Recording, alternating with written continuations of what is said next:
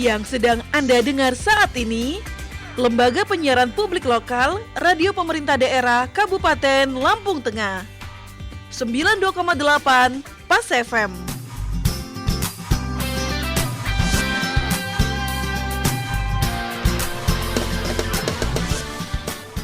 Assalamualaikum warahmatullahi wabarakatuh. 92,8 Rapemda Pas FM Lampung Tengah Tabik pun Ngalimpuro. Selamat pagi pendengar Rapemda di mana saja Anda berada. Kembali hadir Ai Bonamana di kesempatan pagi ini akan menemani Anda bersama dengan narasumber yang sudah hadir pagi hari ini. Untuk Anda semua pendengar Rapemda di live talk show Pagi Rapemda dengan tema mengenal sport science dalam dunia olahraga. Sudah hadir narasumber saya di ruang dengar Anda. Yang pertama ada Rahadian Eko Yudhistiro SOR ya Kak ya? Ya, betul. Dan SOR juga Aivo selaku narasumber. Selamat pagi Kak. Selamat pagi. Oke, lalu juga ada Dr. Neza Ukalima HS Aivo K. Halo dokter. Halo. Wah ini kayaknya sih pembahasannya bakal berat ya. Karena memang dari dunia olahraga yang mungkin pendengar juga belum terlalu kenal ya Kak ya. Apalagi ada dokter juga nih. Berarti kan memang benar-benar sesuatu yang serius sebenarnya ya, yang memang semua orang perlu tahu.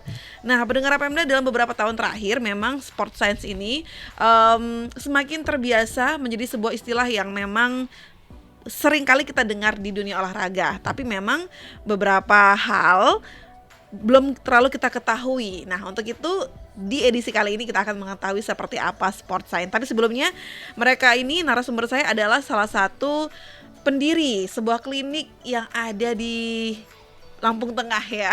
Iya betul. Yaitu klinik Lampung Sport Health Lampung Center, Sport klinik Health olahraga. Center Ya, olahraga ya. Oke, kalau boleh tahu Kak, jelasin sedikit dong tentang apa sih LSHC tersebut. Mungkin langsung ke ownernya ya Kak Tiro. Baik, LSHC ini merupakan klinik Pratama Rawat Jalan dari izinnya. Oke. Namun kita fokus kepada klinik olahraga, di mana klinik ini merupakan klinik yang berkolaborasi antara kedokteran, kemudian tenaga kesehatan lainnya dengan tenaga keolahragaan. Dalam hal ini tenaga keolahragaan ini misalnya sport terapis, sport measure, coach dan lain sebagainya yang berhubungan dengan keolahragaan. Seperti itu gambarannya.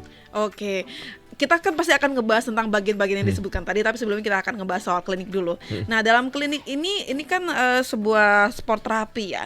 Betul. Lalu ada posisi Dokter Neza di dalam klinik tersebut. Sebagai apa, dokter? Kalau aku sendiri sebagai penanggung jawab klinik dan juga jadi dokter untuk praktek di sana.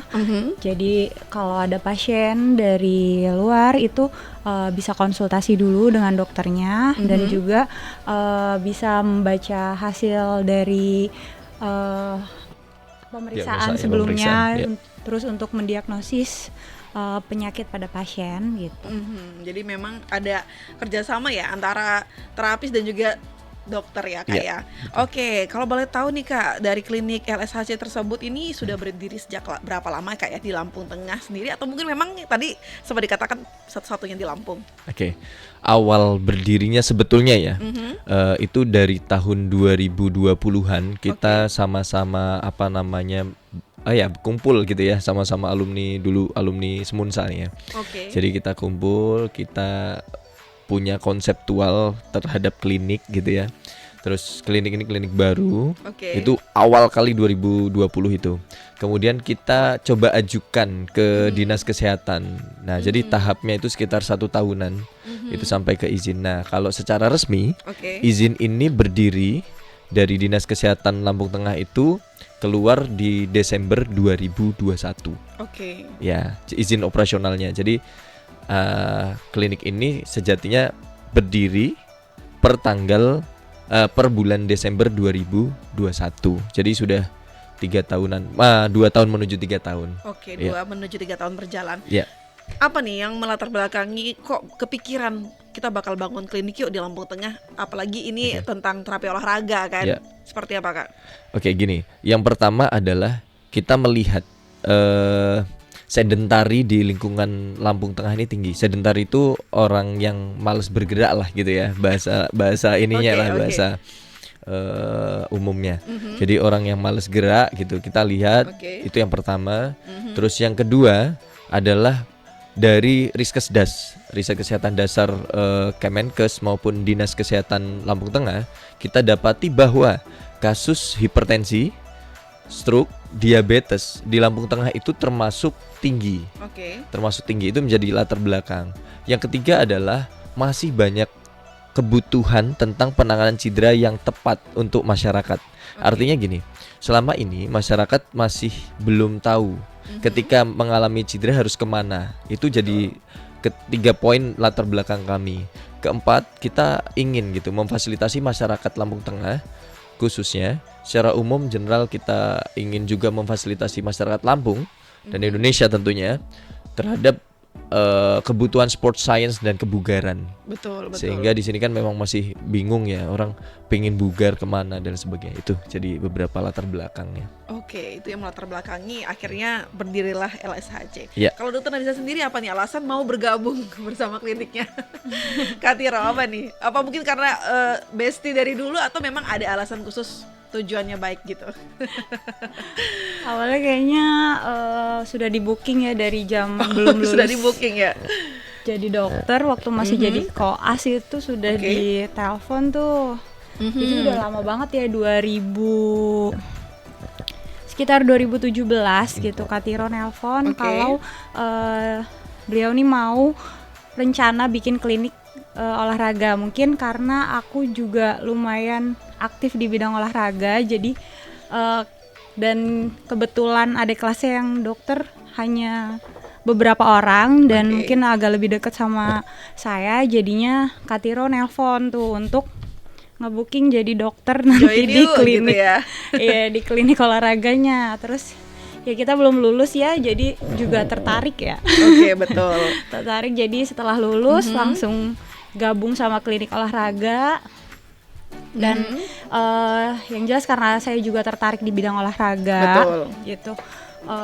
Dan ya tentunya pasti tujuannya untuk kalau dulu saya ngelihatnya untuk meningkatkan performa atlet-atlet di Lampung Tengah ya. Betul. Terus makin jadi dokter tuh maksudnya kerja udah lama tuh ternyata banyak juga pasien-pasien yang di rumah sakit, kan saya kerja di rumah sakit juga tuh. Pasien-pasien dengan penyakit metabolik seperti stroke, hipertensi, diabetes itu. Saraf juga ya, maksudnya nggak hanya metabolik. Itu memerlukan juga tuh tindakan exercise lah untuk penyembuhan gitu, latihan gitu. Apalagi penyakit-penyakit seperti stroke gitu. Itu kan pasien-pasien tidak mampu, ada yang tidak mampu menggerakkan anggota gerak tubuhnya ya. Itu kan perlu untuk dilakukan fisioterapi, latihan olahraga juga. Nah, itu memang ada sih wadahnya di rumah sakit di fisioterapi gitu. Tapi ada beberapa pasien yang sudah tidak bisa lagi ke rumah sakit, jadi bisa kita kalau dari klinik kan bisa lakukan home care gitu. Jadi itu merupakan salah satu alasan ya. Tapi memang akhirnya cocok juga ya, benar-benar ada sebuah kayak klinik yang memang mewadahi hal seperti itu ya Kak ya. Oke, kalau boleh tahu di klinik LSHC sendiri ada berapa Kak tenaga kesehatannya ya? Tenaga kesehatan ada 4, jadi 2 dokter, 1 fisioterapi, 1 perawat. Itu kalau tenaga kesehatan itu. Tapi kalau tenaga keolahragaannya sekitar ada 8, tapi kita tugasnya disebar. Artinya gini, yang di klinik itu yang stay on hanya 4 orang, 2 laki-laki dan 2 perempuan. Tapi yang 4 lagi tugasnya misalnya di tim olahraga kayak tim PON gitu. Kemudian di Bandar Lampung home care dan sebagainya, itu gambarannya. Tapi semuanya sudah terjamin ya untuk dari mulai skillnya. Insyaallah dan ya. juga Insyaallah terjamin. Insyaallah terjamin ya. Oke Kak, kalau boleh tahu untuk jam operasional LSHC sendiri di jam berapa aja sih Kak gitu, dan untuk pasiennya juga apakah itu memang dari hanya untuk olahragawan atau memang bisa terbuka buat umum nih yang ke LSHC gitu? Baik. Terkait jam operasional klinik kami dari Senin sampai Kamis itu jam 9 pagi sampai jam 9 malam. Jumat dan hari besar nasional tutup. Kemudian di Sabtu dan Minggu kita buka jam 10 pagi sampai jam 10 malam. Gitu. Nah, terkait apakah bisa masyarakat umum non olahraga itu misalnya mendapatkan pelayanan di LSHC. Sangat bisa, karena tentu sebetulnya klinik olahraga ini nggak hanya ditujukan untuk atlet aja, tapi untuk masyarakat umum juga gitu. Yang tadi ada masalah degeneratif ya, masalah klinis secara metabolik gitu ya. Misalnya kayak hipertensi, diabetes, stroke, itu bisa diintervensi dengan olahraga yang baik, yang tepat gitu ya. Betul. Kemudian penanganan cedera dan sebagainya. Jadi artinya cedera ini kan nggak hanya dialami oleh olahragawan aja atau atlet, tapi cedera bisa terjadi di aktivitas sehari-hari gitu ya, yang non olahraga. Misalnya ibu-ibu yang lagi nyuci kemudian terkilir dan sebagainya, itu bisa terjadi gitu gambar. Jadi sebetulnya klinik ini untuk masyarakat umum juga gitu. Jadi nggak harus olahragawan ya Kak, atau atlet ya, tapi semua kita juga bisa ke LSHC. Nah, kita akan mengetahui seperti apa sih sport science yang memang diterapkan oleh LSHC pendengar Rapemda. Jangan kemana-mana, tetap di frekuensi 92,8 FM Lampung Tengah. Masih di frekuensi 92,8 FM pendengar untuk program Talk Show Pagi Rapemda di kesempatan pagi ini edisi 3 Juli 2024, masuk di menit ke-30 lepas dari pukul 9 pagi waktu Indonesia bagian Barat. Tentunya saya masih bersama dengan kedua narasumber saya, ada Kak Tiro, halo Kak. Halo. Dan juga Dr. Neza. Halo. Masih dengan tema kita yaitu mengenal sport science dalam dunia olahraga yang memang mungkin sampai saat ini belum semua orang mengenal ya, atau mungkin baru dengar. Sebenarnya sport science sendiri apa sih Kak definisinya? Kok kayaknya asing banget gitu. Mungkin Kak Tiro menjelaskan. Sedikit saya jelaskan gambarannya sport science. Sport science itu disiplin ilmu. Disiplin ilmu. Iya betul. Di mana ini membahas tentang bagaimana membuat program olahraga yang tepat. Baik untuk atlet, masyarakat umum. Yang terus kemudian masyarakat yang mungkin memiliki masalah klinis. Contohnya Kak? Contohnya tadi hipertensi, stroke, diabetes. Gimana caranya kita buat sebuah program olahraga yang aman? Karena kan nggak bisa asal-asalan nih dalam menerapkan keilmuan olahraga nih. Jadi olahraga yang diterapkan nanti nggak bisa asal-asalan gitu. Makanya itu yang dikhawatirkan adalah jadi cardiac arrest dan sebagainya, henti jantung dan sebagainya. Mungkin ada keluhan lain gitu ya, pegel-pegel dan sebagainya, akhirnya menimbulkan kelelahan yang tinggi. Makanya intervensi sport science itu sangat tinggi terhadap bagaimana membuat program latihan yang tepat. Itu yang pertama. Yang kedua adalah tugasnya kita menganalisa bagaimana konsep gerak seseorang terhadap tujuan dari olahraga itu sendiri. Nah, ini masuk dalam kategori kinesiologi dan kinestetik, di mana ilmu ini juga mempelajari bagaimana pergerakan analisis dari seseorang. Misalnya push up, gerakan push up yang tepat seperti apa? Sit up bagaimana gerakannya, misalnya degrees atau derajatnya 45 derajat atau tujuannya 90 derajat. Sedetail itu. Iya, abdominal upper atau yang lower yang akan kita latih itu nanti sampai ke sedetail itu. Terus kemudian bagaimana membuat program yang berhubungan dengan kardio. Nanti heart rate-nya juga dihitung, dari usia dikurangi heart rate-nya ya, dikurangi misalnya 220 dikurangi usia, kemudian ada hasil heart rate maksimalnya gitu ya. Nah, itu menjadi dasar bagaimana kita menerapkan olahraga yang tepat untuk seseorang sesuai dengan keadaannya. Itu disiplin ilmu yang berhubungan dengan sport science. Luar biasa. Jadi ini orang-orang yang mungkin ada program untuk penurun berat badan ini bisa kayak semacam konsultasi juga sih Kak ya. Betul, konsultasi kebugaran. Jadi bagaimana kita misalnya yang obesity tadi, pengen supaya six pack gitu ya, kemudian supaya jadi bagus, ideal dan sebagainya badannya, atau yang kurus pengen digedein badannya, bahkan bahkan yang optimalisasi tinggi badan juga bisa untuk anak-anak usia dini, kemudian anak-anak usia remaja dan sebagainya. Nah, untuk dari sport science sendiri Kak, tadi kan Kakak singgung sempat tinggi badan tuh masih bisa dioptimalisasikan. Itu maksimal umur berapa Kak? Maksudnya setelah ini kayaknya udah nggak bisa lagi nih gitu. Sebetulnya paling ideal untuk perempuan itu maksimal di usia 15 tahunan gitu ya. Itu ideal, tapi masih bisa kita perjuangkan di situ karena beberapa klien saya juga yang di usia 18 tahun perempuan itu masih bisa. Jadi waktu itu beliau ini memang mau daftar kepolisian gitu ya. Nah, tinggi badannya kurang 2 cm di usia 18 pada saat itu. Nah, ternyata dengan intervensi sport science tadi atau olahraga, justru tinggi badannya meningkat di angka 1-2 sentian gitu. Wow. Nah ini tinggi badannya. Kalau yang putra ya maksimal di angka 17-an sampai 18. 18. Iya. Itu butuh perjuangan yang cukup panjang atau seperti apa? Nah namanya olahraga ya. Jadi kita mengactivation muscle-nya. Jadi Oke. mengaktifasi ototnya, kemudian tulangnya dan sebagainya dengan intervensi olahraga tadi, Iya. dengan latihan tadi, sehingga stimulasi terhadap otot dan tulang itu tinggi. Oke, Gitu ya. betul. Jadi dari olahraga itu sendiri sehingga pertumbuhan jadi optimal dari situ.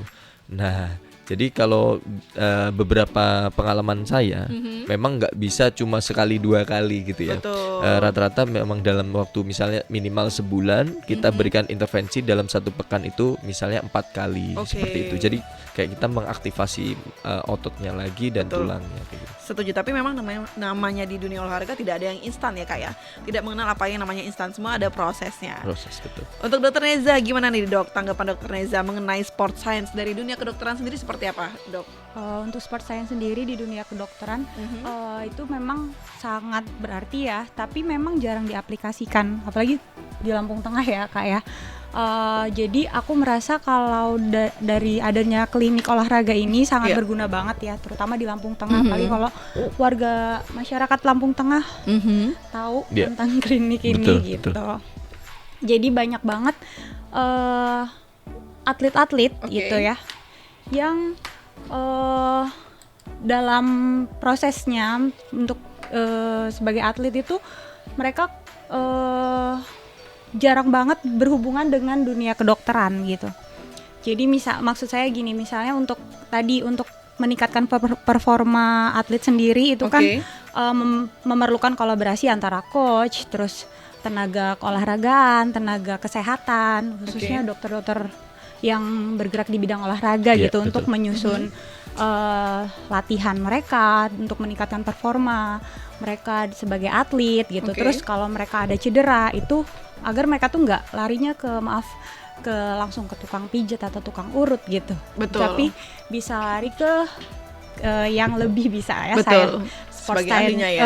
sport terapis ini ya, seperti Katiro gitu. Jadi mereka ada wadah gitu untuk membangun performa, dan juga jadi kan sport science ini untuk atlet sendiri untuk meningkatkan performa itu untuk juga mencegah cedera dan juga preventif. menangani saat atlet tersebut terkena cedera gitu. Dan untuk pasien-pasien dengan seperti penyakit diabetes, hipertensi, stroke dan lain-lain itu ya itu juga kalau di rumah sakit sendiri jarang banget ya dikenalkan Ada, dengan penerapan sport ya. science ini gitu. Ya. Jadi adanya klinik LSHC ini menjadi wadah untuk mereka juga untuk mengenal kalau exercise itu bisa sebagai Pengobatan. metode penyembuhan dan Oke. pengobatan. Jadi bisa membantu pasien-pasien ya, Ya, Dok ya. insya Allah. Jadi artinya tadi di Rumah Sakit Lampung Tengah sendiri belum ada penerapan sport science. Kalau menurut Di Lampung pengalaman Tengah. kami ya, bahkan seprovinsi Lampung pun menurut kami belum ada. Atau kami yang memang minim referensi ya, tapi setahu kami memang belum ada memang penerapan sport science di rumah sakit itu sendiri. Kira-kira tanggapan dari Katiro dan dokter, kenapa kok belum ada penerapan sport science di rumah sakit? Apa mungkin karena belum terlalu dibutuhkan, atau mungkin memang karena ya mereka punya bagian tersendiri? Mungkin dari Katiro dulu. Oke, nah itu saya belum tahu nih malah jawabannya ya. Tapi kalau melihat kebutuhan tadi, Betul. apakah dibutuhkan atau enggak?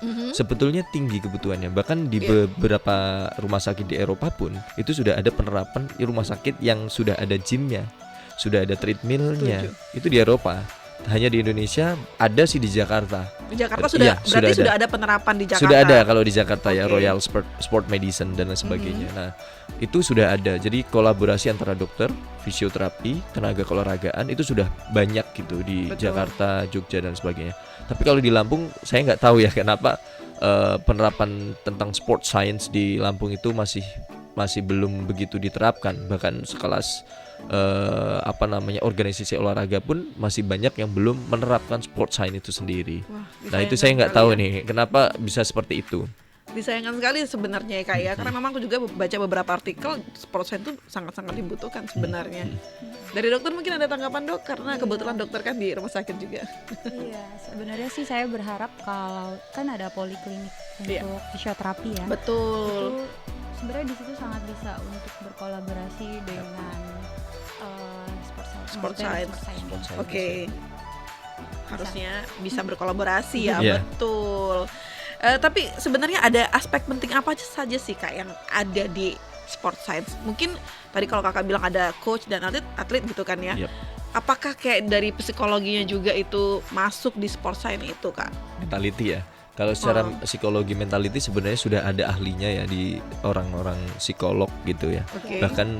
Bahkan di sebenarnya kalau di timnas sepak bola itu sudah Betul. ada psikolog olahraga, psikologi ya.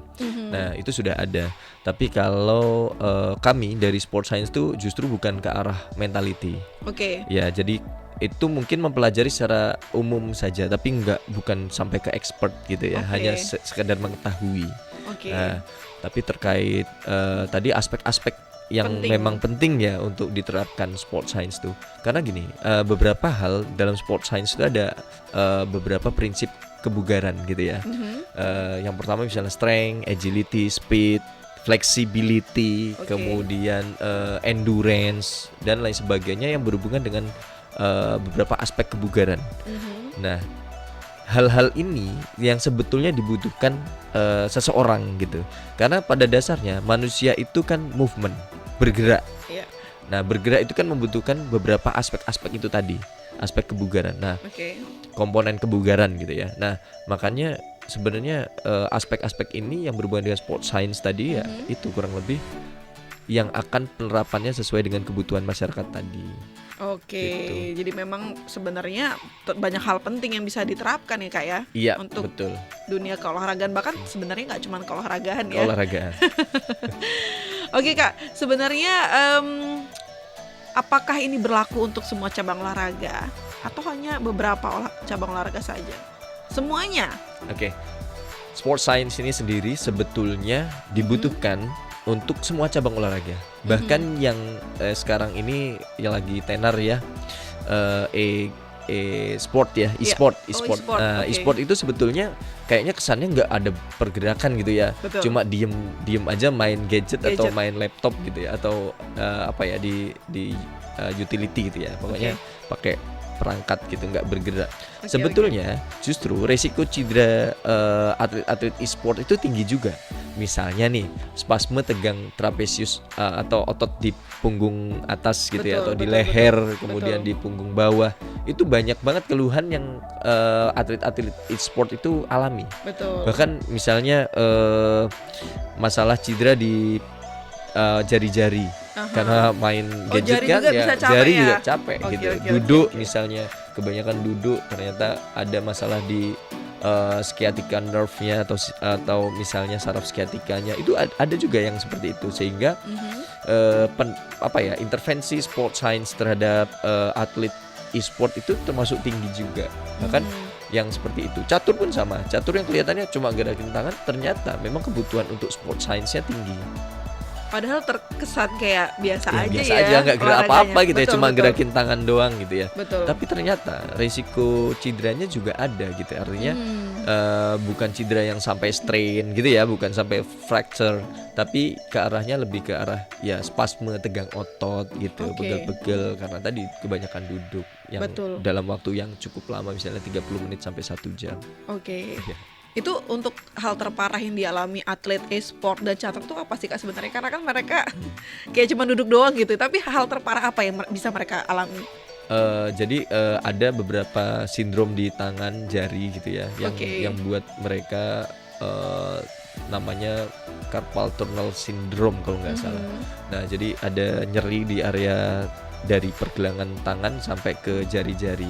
Betul. Nah, itu beberapa hal yang memang sering dialami sama atlet e-sport. Iya. Itu sih yang terparah. Tapi kalau kayak spasme tegang otot itu biasa lah. Hitungannya nggak parah, cuma pegel-pegel aja, Betul. capek. Kayak Gitu. cedera ringan lah Iya, ya. betul. Oke.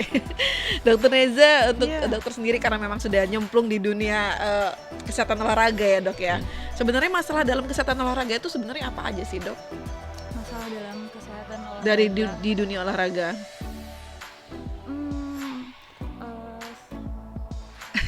Mungkin- jadi Masalah kesehatan apa saja yang ada dalam dunia Oh, olahraga? gitu. Mungkin kayak Kayak cedera, cedera, terus gitu. setelah cedera itu apakah bisa menimbulkan sebuah penyakit gitu dok? Setelah cedera Iya. ya tergantung dari cederanya ya. Mhm. Jadi misalnya masalah-masalah dalam dunia cedera itu sendiri pada pasien-pasien dengan pasien atlet-atlet itu biasanya cedera ya. Terus kalau dari masyarakat umum biasanya masalahnya misalnya pada pekerja-pekerja kantoran kantor. itu mereka ada low back pain atau mereka dengan pekerjaan-pekerjaan yang punya resiko cedera tinggi Oke. itu juga jadi masalah di klinik kita ya Kak Iya, ya. betul. Terus pasien-pasien dengan Masalah degeneratif ya. degeneratif tuh dia kayak misalnya hipertensi itu mereka jarang sih, tapi paling polineuropati ya. Ya. Oke. Polineuropati itu dari diabetes juga, mereka yang sering kesemutan atau otot-ototnya itu jarang, mereka yang stroke itu kan juga jarang digunakan tuh Iya. otot-ototnya ya. Atrofi Jadi jadinya. ada atrofi atau otot-ototnya mengecil gitu. Jadi kita latih secara pasif Betul. juga bisa. Terus pasien-pasien dengan hipertensi yang tidak bisa dengan berbagai obat itu bisa dilakukan juga terapi olahraga untuk menurunkan tekanan darahnya. Oke. Terus pasien-pasien diabetes dengan penyakit-penyakit komplikasinya yaitu kayak polineuropati atau gangguan saraf-saraf tepi yang bisa menyebabkan kakinya baal, kesemutan atau gampang kerasa dingin atau panas gitu, itu kita bisa terapi juga dengan olahraga gitu. Oke, jadi memang cukup banyak juga ya masalah dalam dunia Betul. kesehatan olahraga. Kak Tira mungkin mau nambahin Kak? Sedikit terkait ini tadi, kita nggak lama ini kan ada berita duka ya, Betul. meninggalnya atlet badminton Dari Cina ya, yang yang memang dari cukup China. menggemparkan dan orang-orang taunya, wah kok penanganannya lambat nih. Iya. Nah, kalau terkait itu saya nggak berwenang untuk menilai. Betul. Tapi gini, kebutuhan sport medicine Aha, di Indonesia itu memang sangat tinggi. betul. Sedangkan SDM kedokteran olahraga itu sebenarnya ada di Indonesia. Oke. Cuma memang terbatas. Mhm. Nah, makanya memang perlu adanya dukungan dari semua aspek. Ya, misalnya dari pemerintah, Betul. pemangku kepentingan di olahraga, kemudian pemangku kepentingan di rumah sakit yang memang konsen di bidang olahraga, bahkan umum juga gitu. Betul. Kemudian beberapa tenaga kesehatan, tenaga keolahragaan yang memang kedepannya ini memang betul-betul sangat dibutuhkan gitu, krusial karena memang Betul. kejadian ini nggak pertama kali. Sebelumnya Banyak kan, kayak mohon maaf almarhum Cak Huda, Khairul Huda dari Persela Lamongan waktu itu. betul. Itu penanganan yang mohon maaf menurut saya juga memang waktu itu ada miss. Oke. Nah, sehingga terjadilah hal-hal yang tidak diinginkan. Walaupun sebetulnya kalau hidup dan mati itu udah ketentuan Tuhan ya. Betul. Tapi setidaknya kita sebagai manusia yang punya kemampuan untuk ijtihad atau berpikir gitu ya, berusaha, berikhtiar gitu. Sehingga ya seenggaknya kita upayakan dulu dengan prosedur yang benar gitu. Nah, sehingga kedepannya kalau ternyata memang kita sudah menerapkan prosedur yang sudah benar, ternyata tetap meninggal, ya itu memang sudah takdir. Seenggaknya dengan SOP yang tepat tadi, ya itu sudah sesuai gitu. Ternyata tetap meninggal, ya udah. Oke, Ya yang itu penting memang udah takdirnya. betul. Yang penting SOP sudah dijalankan. Iya ya. gitu. Masalahnya selama ini kan kita nggak tahu ya, apakah IO-nya juga benar-benar serius dalam Penanganannya. kebutuhan tadi ya, Betul. kebutuhan masalah cedera dan masalah keselamatan peserta dan sebagainya. Dengan kurangnya penanganan itu juga akan berdampak dengan peminat dari olahraga itu sendiri. Iya, ya. beresiko kedepannya seperti itu. Betul, banyak dampak yang ditimbulkan. Kita akan mengetahui sedikit cerita pengalaman dari kedua narasumber kita mengenai penanganan sport science. Tapi setelah jeda berikut ini, jangan kemana-mana, tetap di Talkshow Pagi Rapemda. Oke, pendengar Rapemda, masih disiarkan langsung dari Gedung Lembaga Penyiaran Publik Lokal Pemerintah Daerah Kabupaten Lampung Tengah, Rapemda 92,8 FM dalam program Live Talkshow Pagi Rapemda bersama dua narasumber saya yang luar biasa dari Lampung Sport Health Center Lampung Tengah, mendengar Rapemda. Dengan tema kita mengenal sport science dalam dunia olahraga yang sebelumnya tadi sudah kita banyak sekali bahas ya Kak ya dan Dokter ya, terkait pentingnya peran dari sport science ini mendukung kemajuan olahraga dan juga perekonomian sebenarnya. Karena memang sudah di sesi terakhir, kita nggak bisa ngebahas terlalu jauh lagi ya Dok ya dan Kak Tiro. Mungkin apa nih yang ingin Kak Tiro sampaikan ke masyarakat terkait sport science ini? Apakah ingin menyadarkan, membuka kembali agar mereka lebih sadar, lebih paham bahwa sport science ini penting loh, apalagi terutama untuk olahragawan dan juga untuk umum. Seperti apa Kak? Oke, yang pertama untuk masyarakat umum. Betul. Bahwa kebutuhan olahraga itu sangat tinggi. Oke. Ya, artinya dengan olahraga ini kita punya tindakan preventif, mencegah. Karena pencegah itu lebih baik daripada mengobati gitu ya, kata prinsip-prinsip orang secara umum. Nah, jadi di sini dengan olahraga harapannya kita bisa punya fisik yang sehat dan bugar. Tidak hanya sehat tapi bugar juga. Betul. Sehingga ke depan seluruh aktivitas kita tanpa keluhan gitu. Itu yang pertama untuk masyarakat umum. Yang kedua sih saya pribadi sebetulnya begini, melihat dari kebutuhan olahraga, bahwa olahraga itu ternyata punya peran penting terhadap perekonomian dengan kemajuan bangsa. Karena kita lihat bahwa negara-negara yang maju itu olahraganya juga sangat berkembang.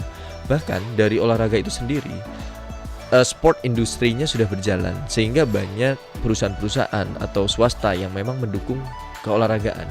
Kita tahu bahwa dengan olahraga ini citra bangsa itu juga tinggi. Bahkan betul. Sekelas kabupaten pun akan tinggi ketika memang olahraga itu benar-benar diterapkan gitu ya. Betul. Atau sport science itu benar-benar diterapkan di dalam kehidupan masyarakat. Setuju.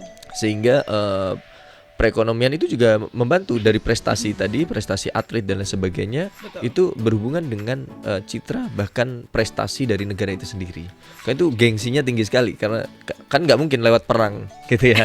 Lewat olahraga inilah kita menunjukkan bahwa Indonesia atau bahkan di sini Kabupaten Lampung Tengah itu punya SDM, kemudian punya keunggulan, betul, punya kompetensi bagus ya. Gitu ya di bidang olahraga itu sendiri ya, lewat olahraga gitu. Artinya kemajuan suatu daerah itu dilihat dari situ juga, salah satunya selain perekonomian tadi. Itu dua. Jadi di sini pesan saya pribadi justru pemerintah terkait atau pemerintah yang berhubungan dengan olahraga, bahkan pemerintah daerah gitu ya, itu sangat berperan aktif dalam memerankan banyak masyarakat yang memang dapat berkontribusi dalam kemajuan olahraga itu sendiri. Betul. Seperti itu gambaran yang kedua. Yang ketiga ya, untuk masyarakat Lampung tetap bugar gitu ya. Tetap sehat dan bugar, selalu minimal melakukan olahraga 30 menit per hari. 30 menit ya, per hari. Olahraga itu nggak harus lari-lari. Jadi kita misalnya latihan fisik seperti misalnya strength training di rumah ya, misalnya sit up, push up dan sebagainya itu bisa membantu lah seenggaknya.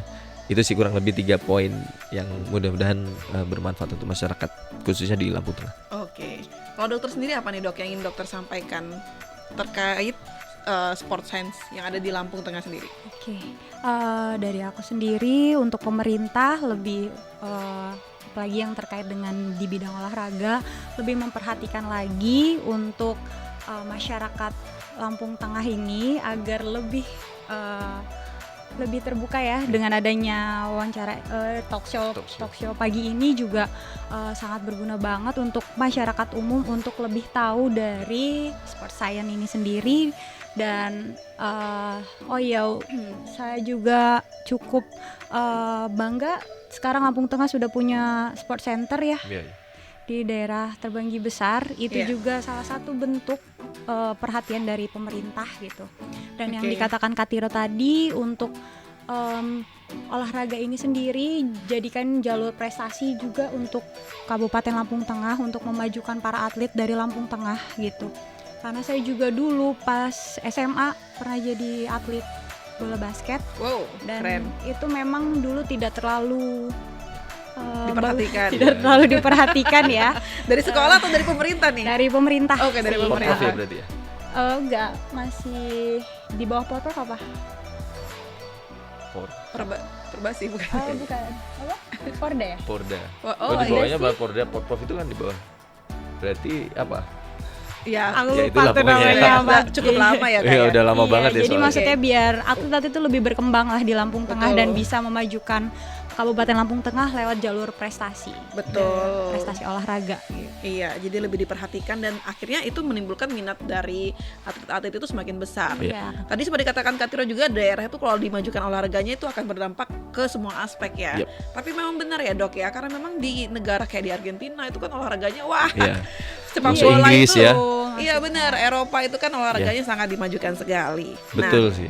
Betul. Apalagi untuk para pelajar di Lampung Tengah itu Iya. sebenarnya banyak banget yang punya bakat di Olahraga. bidang olahraga Iya. gitu, dari basket, futsal, badminton. Maksudnya lebih diperhatikan agar mereka tuh punya wadah untuk berkembang gitu. Iya. Sampai Betul. tingkat nasional, bahkan sampai tingkat internasional gitu. Saya berharap Betul. bisa mengembangkan kabupaten ini. Betul, karena memang dari sportsnya sendiri itu bisa sangat membantu untuk Betul. mengembangkan performa dari Dari atlet Atlet. itu ya, Iya. dok ya. Kayak semacam mulai fisiknya, tekniknya, dan juga psikisnya juga ya. Iya. Oke, pendengar Pemda, olahraga itu fungsinya terlalu dikerdilkan hanya untuk menurunkan berat badan. Padahal fungsi dari olahraga tersebut ada banyak. Bahkan organ tubuh yang paling bahagia kalau kita olahraga itu bukan otot, tapi juga otak. Ya nggak sih dokter? Bener Betul. nggak dok? Otak, jantung. Jantung, Paru-paru. benar. Dan olahraga terbaik adalah olahraga dengan durasi pendek tapi rutin serta konsisten. Wow, ada sedikit caption dari salah satu dokter di Indonesia, ada Dokter Jia Pratama mengatakan bahwa andai ada obat yang bisa menggantikan seluruh fungsi olahraga, niscaya obat itu akan menjadi obat termahal di muka bumi tapi terlaris. Sayangnya nggak ada, jadi kita tetap harus olahraga. Oke, Oh, iya. luar biasa. Keren. Oke, Oke. applause. Terima kasih Kak Tiro sudah hadir. Iya, Terima terima kasih Dokter Neza yang sibuk banget tapi udah hadir ya. Mudah-mudahan semangat selalu buat kalian berdua yang Amin. selalu menggaungkan kesehatan khususnya untuk di Lampung Tengah ya. Insya Allah ya. Oke, terima kasih pendengar Rapemda. Tuntas sudah kebersamaan kita di live talk show pagi Rapemda 92,8 hari ini. Mudah-mudahan informasi yang disampaikan narasumber bisa bermanfaat untuk Anda. Saya Ai Bonamana dan juga kedua narasumber saya pamit undur diri. Wassalamualaikum warahmatullahi wabarakatuh. Waalaikumsalam. Waalaikumsalam.